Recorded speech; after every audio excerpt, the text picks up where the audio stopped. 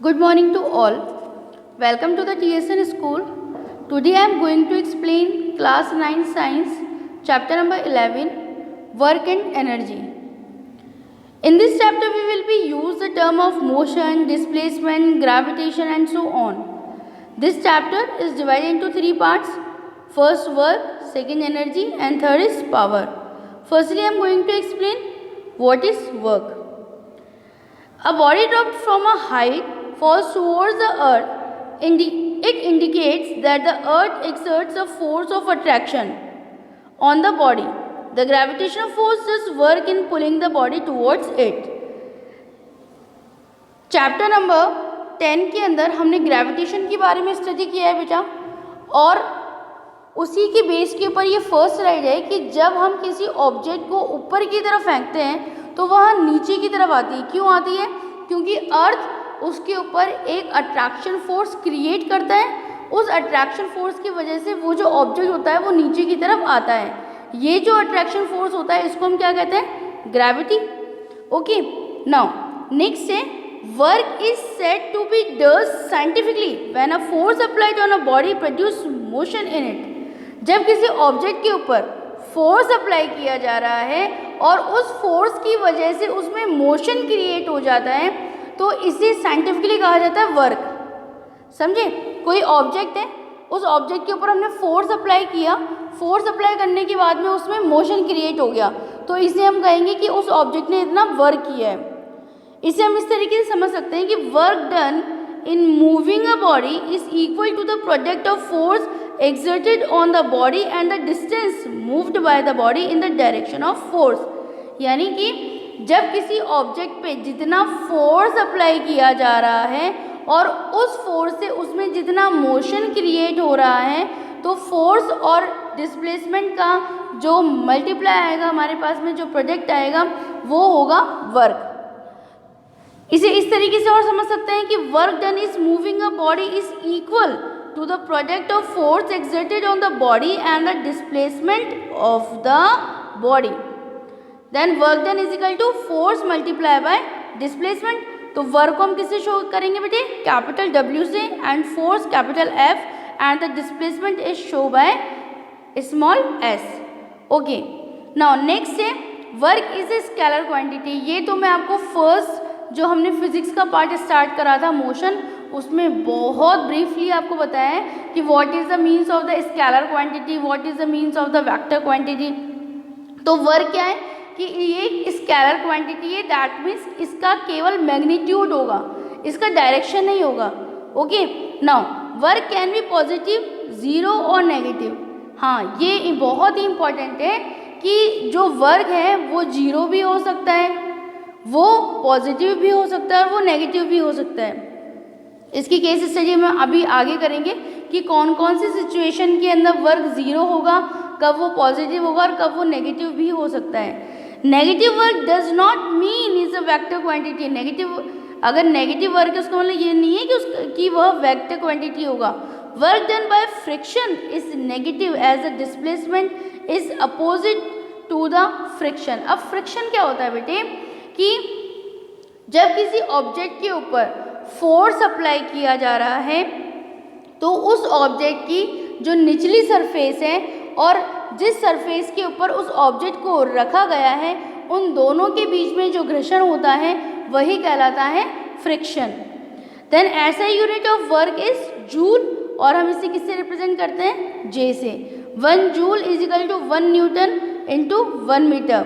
1 joule is the amount of work done when 1 Newton of the force acting on a body displays it through 1 meter. ये बहुत important है बेटा, कई बार exams के अंदर यहाँ से क्वेश्चन पुटअप होता है कि व्हाट इज 1 जूल. तो 1 जूल क्या है? 1 joule is the amount of work done when a 1 Newton of force acting on a body displays it through 1 meter. जब किसी ऑब्जेक्ट के ऊपर हम फोर्स अप्लाई कर रहे हैं 1 न्यूटन का, और 1 न्यूटन का फोर्स अप्लाई करने के ऊपर यदि उसमें 1 मीटर का डिस्प्लेसमेंट आता है तो उस पर किया गया कार्य 1 जूल कहलाएगा. CGS यूनिट क्या है इसकी? ERG है.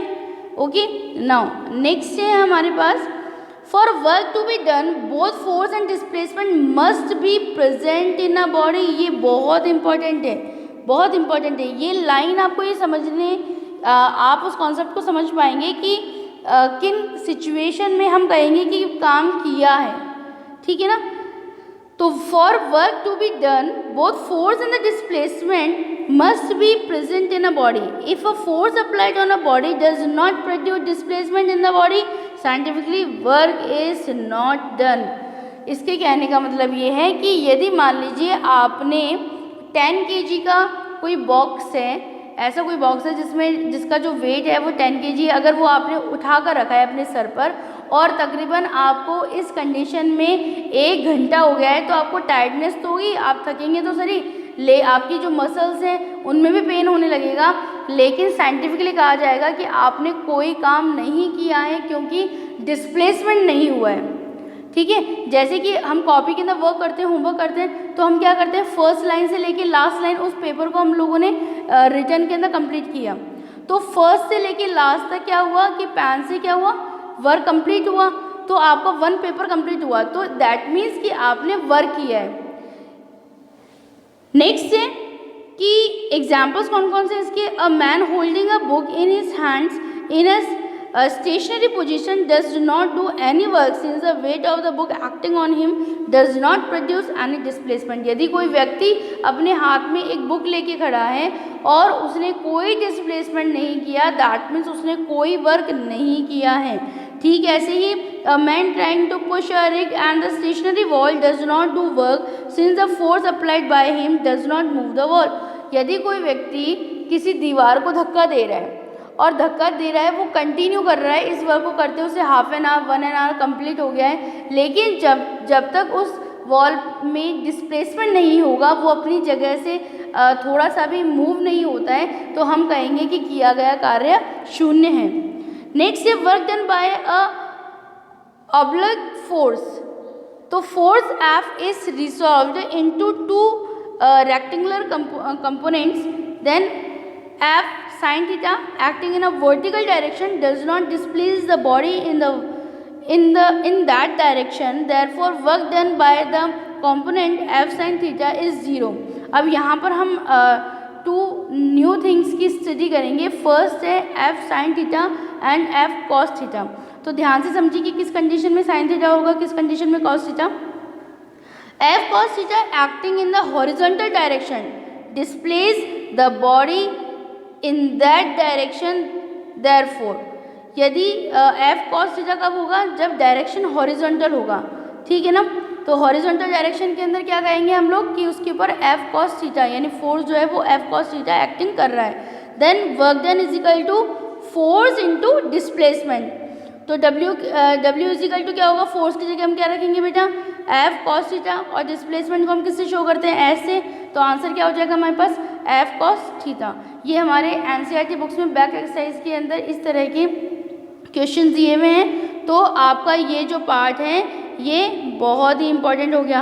ओके, नाउ नेक्स्ट है positive zero and negative work done. I were explain to you in the previous slide कि अभी हम आगे स्टडी करेंगे कि कौन सी कंडीशन में वर्क पॉजिटिव होगा, कौन सी कंडीशन में ज़ीरो होगा और कौन सी कंडीशन में नेगेटिव हो जाएगा। सो ये पार्ट आपका बहुत इंपॉर्टेंट हो गया। ये हेल्प करेगा आपकी न्यूमेरिकल्स को सॉर्ट आउट करने के अंदर। The work done is positive, the work done is positive if the force acts on a body in the direction of its motion.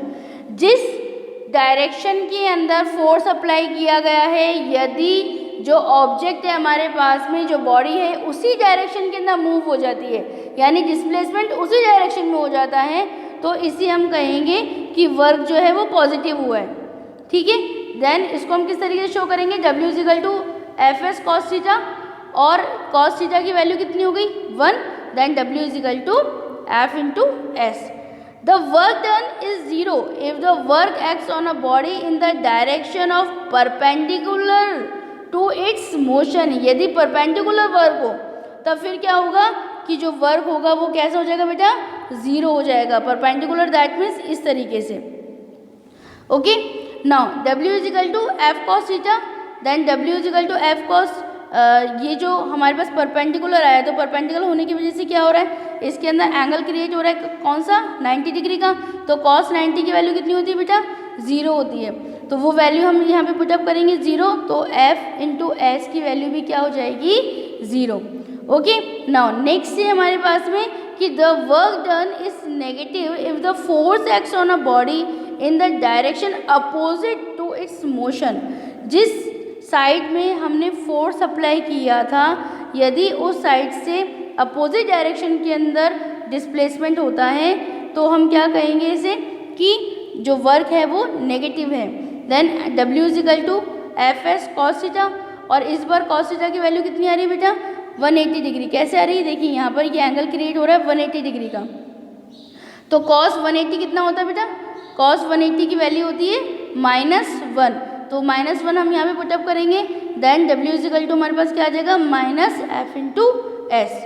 Okay, now next है इससे रिलेटेड एग्जाम्पल्स हमारे पास में। Work done by gravitational force on a satellite is 0 because the force acts perpendicular to the direction of motion of the satellite. ये देखिए आप कि जो सैटेलाइट होगा वो इस तरीके से, उसका जो मोशन पाथ होगा वो ये होगा। अब जो सैटेलाइट होगा उसकी और जो अर्थ है उसके बीच के अंदर कौन सा एंगल्स क्रिएट हो रहा है, इस तरीके से एंगल क्रिएट हो रहा है ना बेटा। तो यहाँ पर ये cos 90 हो गया, और cos 90 की वैल्यू कितनी होती है, 0। तो वही इसीलिए जो वर्क होगा वो क्या होगा, 0 होगा। नाउ नेक्स्ट है similarly work done by the sun on the earth is 0।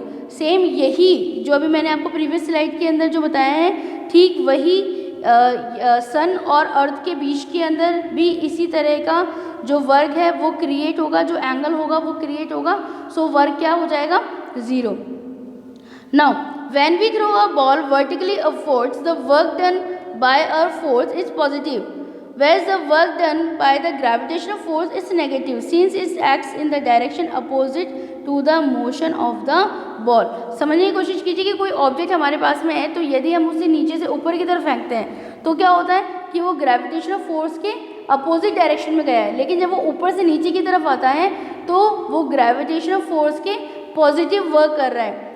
Next है when the ball falls back, जब बॉल नीचे की तरफ आती है, the work done by the gravitational force is positive. ठीक है, तो ग्रेविटेशनल फोर्स के क्या हो रहा है, पॉजिटिव वर्क हो रहा है उस कंडीशन में। It's acts along the direction of motion of the ball. दोनों पार्ट समझ में आए आपको। पहला क्या है कि जब बॉल को हमने नीचे से ऊपर की तरफ फेंका है तो ग्रेविटेशनल फोर्स के विपरीत कार्य किया है ना, अपोजिट वर्क किया है। क्यों, क्योंकि ग्रेविटेशनल फोर्स ऊपर से नीचे की तरफ लगता है और हमने बॉल को क्या करा है, नीचे से ऊपर की तरफ फेंका है। सेम एक ऐसी ऊंचाई आएगी, एक ऐसी हाइट आएगी जहाँ से बॉल ऊपर से नीचे की तरफ आने लगती है, और उस समय जो वर्क है वो क्या हो जाएगा, ग्रेविटेशनल फोर्स के पॉजिटिव हो जाएगा। नेक्स्ट ये जो पार्ट था हमारा, ये था हमारा वर्क तक का। आई होप कि वहाँ तक का जो टॉपिक है वो आपको अच्छे समझ में आया होगा। Now I am going to explain energy, और इसकी ब्रीफली स्टडी जो है वो हमारे सेकंड पार्ट में करेंगे। Energy is the ability to do work. Energy क्या है, energy is the ability to do work. क्या कभी हम कहते हैं ना कि आज तो मुझे बहुत वीकनेस फील हो रही है, तो वो वीकनेस यानी कि हम उस कार्य को नहीं कर सकते।